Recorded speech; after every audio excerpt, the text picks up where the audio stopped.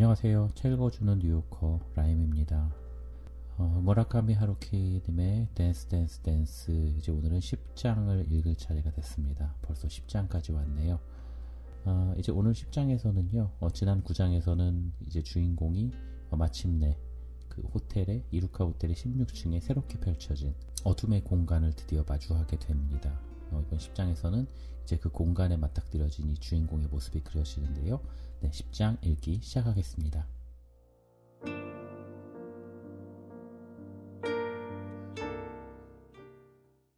(10장) 그것은 두려울 정도의 완벽한 어둠이었다. 어느 하나도 형태 있는 것을 식별할 수가 없는 것이다. 자기 자신의 몸마저 보이지 않는 것이다. 거기에 무엇이 있다는 기미마저 느낄 수 없는 것이다. 거기에 있는 것은 흑색의 허무뿐이다. 그런 진정한 어둠 속에서는 자신의 존재가 순전히 관념적인 것으로 생각되게 된다. 육체가 어둠 속으로 용해하고 실체를 갖지 않는 나라는 관념이 마치 심령파처럼 공중에 떠올라온다. 나는 육체로부터 해방되어 있으나 새롭게 가야 할 장소가 주어지지는 않고 있다. 나는 그 허무의 우주를 방황하고 있다. 악몽과 현실의 기묘한 경계선을. 나는 얼마 동안 거기에 꼼짝 않고 우뚝 서 있었다.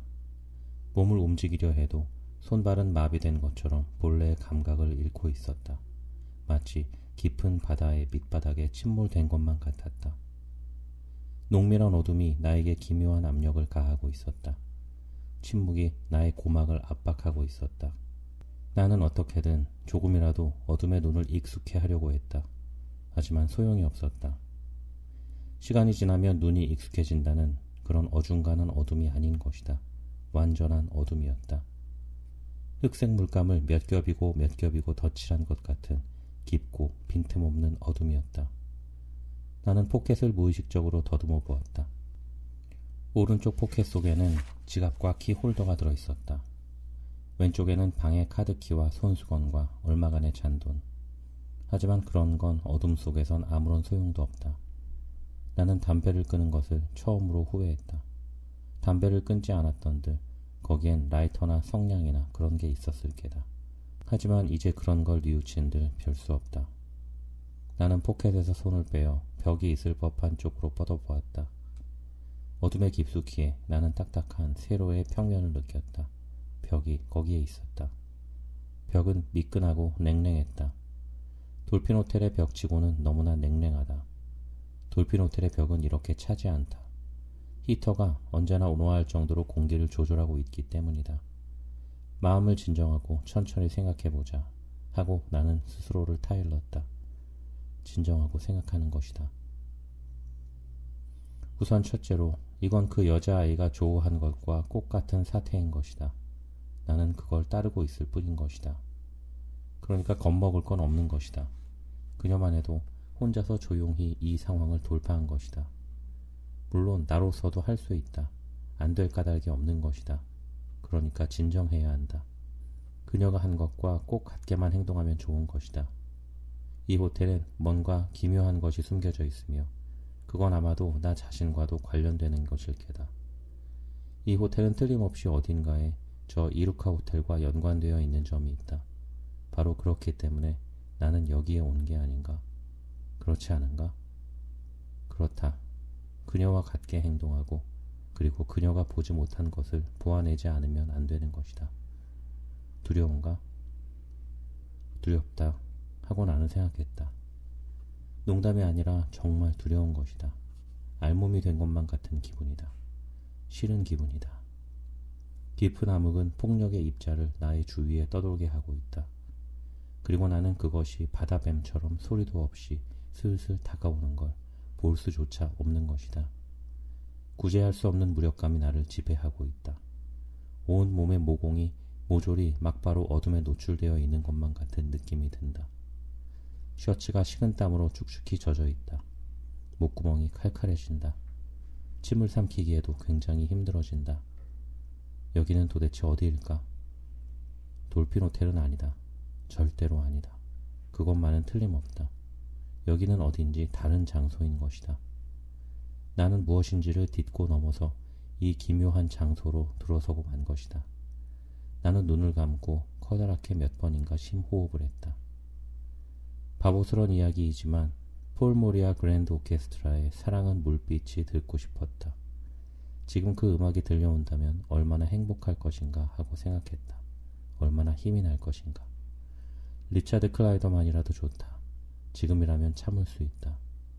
로스 인디오스 타바하르스라도, 호세 펠리치아노라도, 훌리오 이글레시아스라도, 세르지오 멘데스라도, 패트리치 패밀리라도, 1910 후르츠검 컴퍼니라도, 무엇이라도 좋다. 무엇이라도 좋으니 음악이 듣고 싶었다. 너무너무 조용한 것이다. 미치 밀러 합창단이라도 참겠다. 앤디 윌리엄스와 알 마르티노가 듀엣으로 노래한다 해도 참겠다. 이제 그만 하고 나는 생각했다. 쓰잘데없는 걸 너무 많이 생각한다. 하지만 무엇인가 생각하지 않을 수 없다. 무엇이든 좋은 것이다. 머릿속의 공백을 무엇인가로 채워버리고 싶은 것이다. 공포 탓이다. 공백 속으로 공포가 파고 들어오는 것이다. 모닥불 앞에서 탬버린을 두드리며 빌리진을 춤추는 마이클 잭슨. 낙타들조차 황홀한 듯 그것에 귀를 기울이고 있다. 머리가 좀 혼란해 있다. 머리가 좀 혼란해 있다. 나의 사고가 어둠 속에서 가벼이 메아리친다. 사고가 메아리치는 것이다. 나는 다시 한번 심호흡을 하고 머릿속에서 무의미한 이미지를 추방한다. 언제까지나 이런 일을 계속하고 있을 수도 없다. 행동으로 옮기지 않으면 안 된다. 그렇지 않은가? 그러기 위해서 나는 여기에 오지 않았는가? 나는 각오를 하고 어둠 속을 더듬으며 천천히 오른쪽을 향해 걸어가기 시작했다. 하지만 아직도 다리가 잘 움직이지 않는다. 내 다리가 아닌 것 같은 느낌이 든다.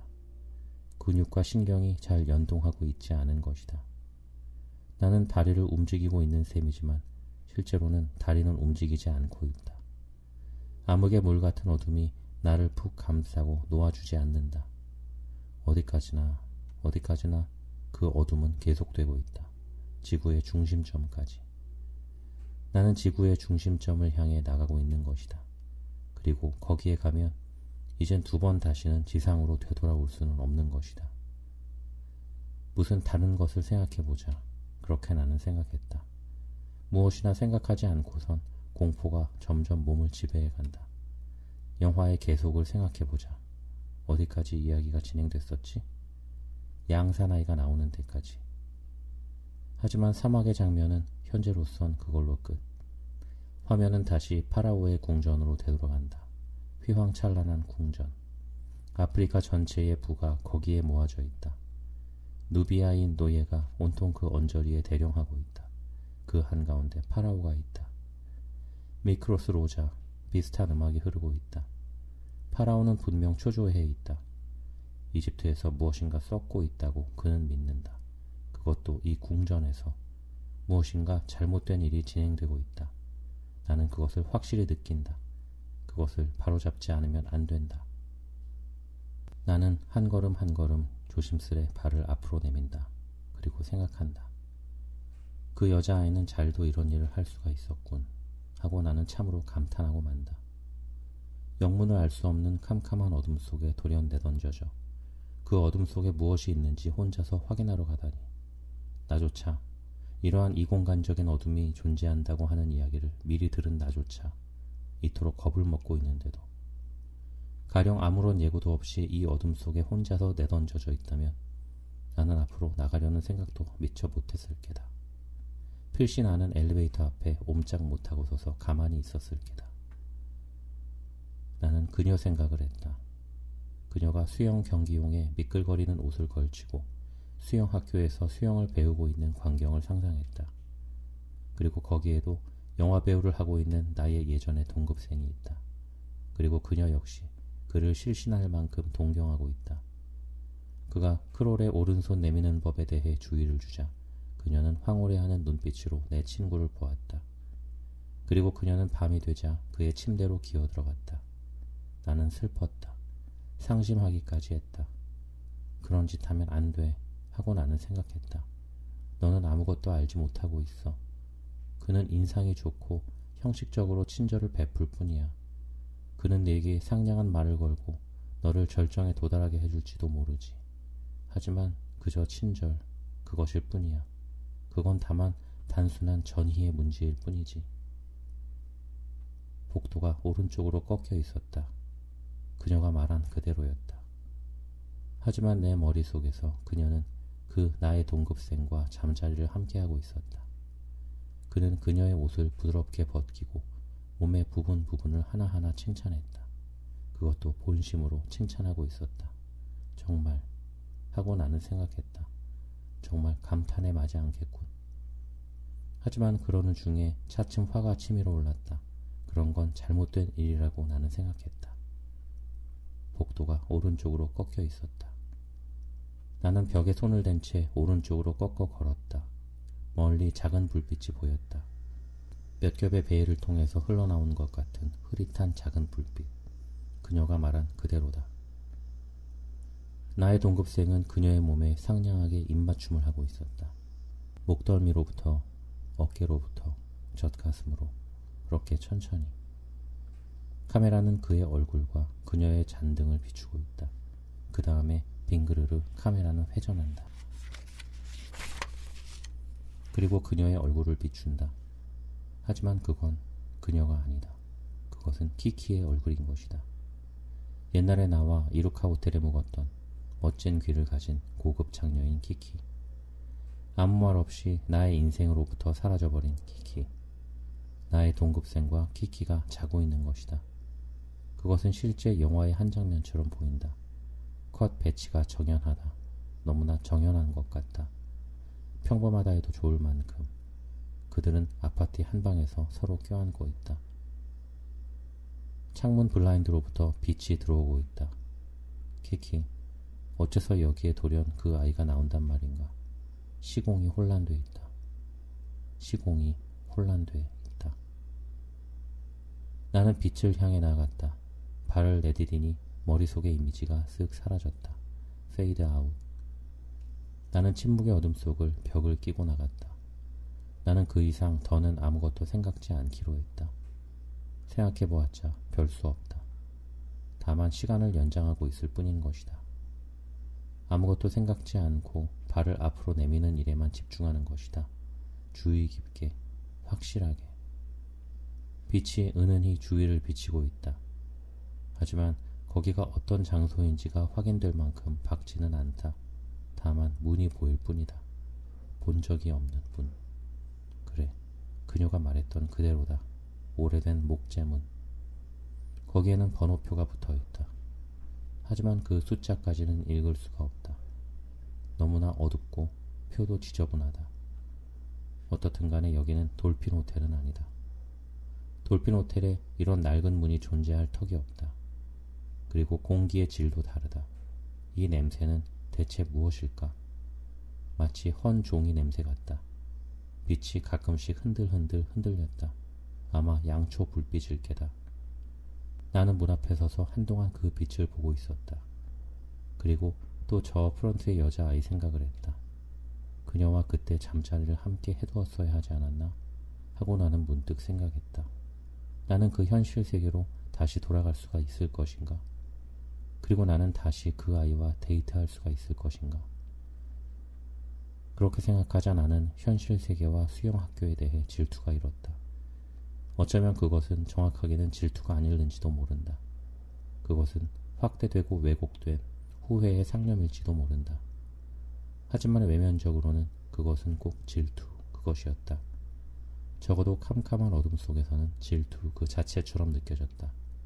정말 어째서 이런 데서 질투를 느낀단 말인가. 무엇에 질투를 하다니. 굉장히 오래간만의 일이었다. 나는 질투라는 감정을 거의 느끼는 적이 없는 인간인 것이다. 무엇에 질투를 하기엔 나는 필경 너무나도 개인적인 것이다. 하지만 지금 나는 놀라울 만큼 강렬한 질투를 느끼고 있다. 그것도 수영학교에 대해서. 싱겁군 하고 나는 생각했다. 어디에 누가 수영학교에 질투를 하는가? 그런 이야기는 들은 적도 없다. 나는 침을 삼켰다. 드럼통을 금속 배트로 때린 것 같은 커다란 소리가 났다. 그저 침을 삼켰을 뿐인데도 소리가 기묘한 울림을 하고 있는 것이다. 그녀가 말했던 것처럼 그래, 나는 노크해야 하는 것이다. 노크하는 거다. 그래서 나는 노크해보았다. 주저없이 마음 먹고 작게 똑똑. 들리지 않으면 좋을 텐데 라고 할 만큼 작은 소리로. 하지만 되돌아 나온 소리는 거대했다. 그 소리는 마치 죽음 그 자체처럼 무겁고 차가웠다. 나는 숨을 죽이고 기다렸다. 잠시 동안 침묵이 있었다. 그녀의 그때와 마찬가지다. 얼마만한 시간인지는 모른다. 5초일지도 모르고 1분일지도 모른다. 어둠 속에서는 시간이 똑똑히 정해지지 않는다. 흔들려 움직이고 끌어당겨지고 응축된다. 그 침묵 속에서 나 자신도 흔들려 움직이고 끌어당겨지고 응축된다. 시간의 비뚤어짐에 맞추어서 나 자신도 비뚤어지는 것이다. 깜박 하우스의 거울에 비치는 상처럼. 그 다음에 그 소리가 들려왔다. 바스락 바스락 하는 과장된 소리. 옷자락 스치는 소리인 것이다. 무엇인지 마루 바닥에서 일어선다. 그리고 발소리. 그것은 이쪽을 향해 천천히 다가온다. 슬리퍼를 끄는 듯한 사륵사륵 하는 소리. 무엇인가 다가온다. 무엇인가 인간이 아닌 것 하고 그녀는 말했었다. 그녀가 말했던 그대로였다. 그것은 인간의 발소리는 아니었다. 무엇인가 다른 것이다. 현실로는 존재하지 않는 그 무엇인가. 하지만 여기에선 존재하고 있다. 나는 달아나지 않았다. 땀이 잔등을 타고 흘러내리는 것이 느껴졌다. 하지만 그 발소리가 다가옴에 따라서 기묘하게도 내 안의 공포는 반대로 조금씩 엷어져 갔다. 문제없어 하고 나는 생각했다. 이것은 사악한 것이 아니다. 나는 그것을 똑똑히 느낄 수가 있었다. 아무것도 두려워할 건 없다. 흐름에 몸을 맡기면 된단 말이다. 문제없어. 나는 따스한 체액의 소용돌이 속에 있었다. 나는 문의 손잡이를 꽉 움켜쥐고 눈을 감고 숨을 죽이고 있었다. 문제없어. 두렵지 않아. 나는 어둠 속에서 거대한 심음을 듣는다. 그것은 나 자신의 심음이다. 나 자신의 심음 속에 내가 감싸이고 포함되어 있다. 아무것도 두려워할 것은 없다. 그렇게 나 자신이 말한다. 그저 연결돼 있을 뿐일 것이다. 발소리가 멈추었다. 그것은 나의 바로 옆에 있었다. 그리고 나를 보고 있었다. 나는 눈을 감고 있었다. 연결돼 있어 하고 나는 생각했다. 나는 온갖 장소에 연결되어 있었다. 나일 강변이랑 키키랑 이루카 호텔이랑 낡은 로클놀이랑 그 모든 것에게. 향료를 칠한 누비아인 여관들, 똑딱똑딱 시간을 새기는 폭탄, 낡은 빛, 낡은 음향, 낡은 목소리. 기다렸어요 하고 그것은 말했다. 줄곧 기다렸어요. 안으로 들어와요. 그것이 누구인지 눈을 뜨지 않아도 알 수 있었다. 양 사나이였다.